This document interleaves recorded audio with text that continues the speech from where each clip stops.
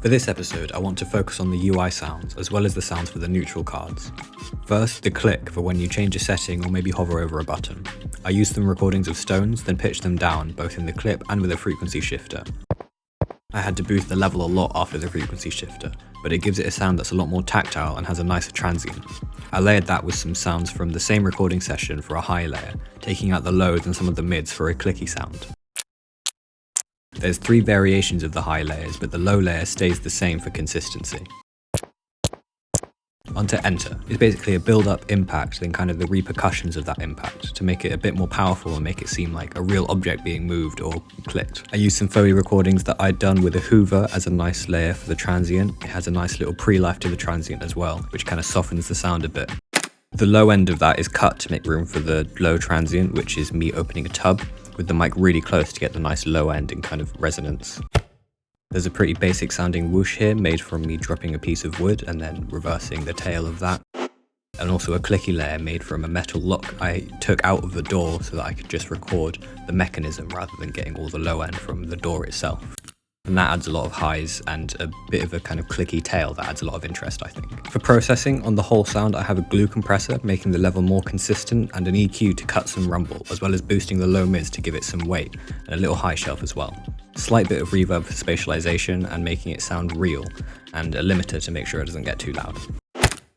For the sound that plays when the player's hand is too full and they burn a card, I have an actual fire recording from a library to make up the whooshy low and kind of crackly mids. Then I made a high flame layer out of a recording I did of me scraping a chair around, using an EQ to cut the lows, saturation mainly affecting the frequencies over 500 Hz, air to get that super high end that a pitch down recording doesn't usually have, more EQ and saturation just to really accentuate that high end and make it sound more kind of like something is burning, and a mid-side EQ boosting the highs on the sides to give it more stereo width.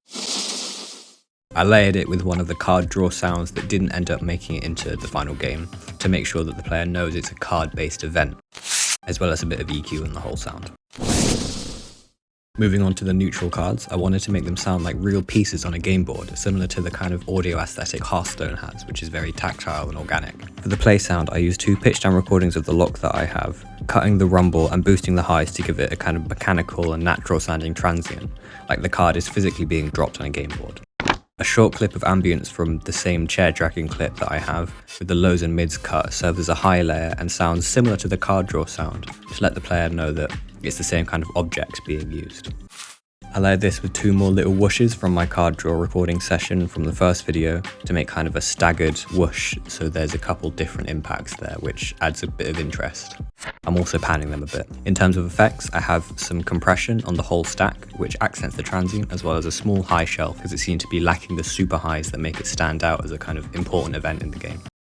The attack sound has the same build-up and metal thump from the Cosmic Horror attack to give the sounds kind of coherence.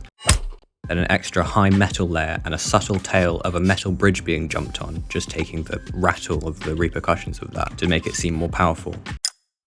On the whole stack, I have an EQ to boost the highs to make it a bit more aggressive, and as well as the mids to add some weight, as well as a decent amount of compression to really pull out that transient. Then trash on the frequencies over 220 Hz to add some grit, a little bit of reverb for some spatialization, and to give it a bit more of a tail, rather than just the kind of low mids tail that the rattle has. Finally, for the sound of a neutral card being destroyed, I used the same kind of whispery breath that I use for all of the death sounds, with some reverb on and EQ to cut the lows and highs. Again with a pitch down recording of some rocks being chucked around for the transient, and a non-pitch down recording of that same rock being thrown for a tail to show that the card is breaking apart and kind of being destroyed. Then a similar compression and EQ for the other neutral sounds on the whole stack, as well as some reverb, a little bit more this time because it's a different kind of event. It's something that I want to ring out and be a bit more kind of somber.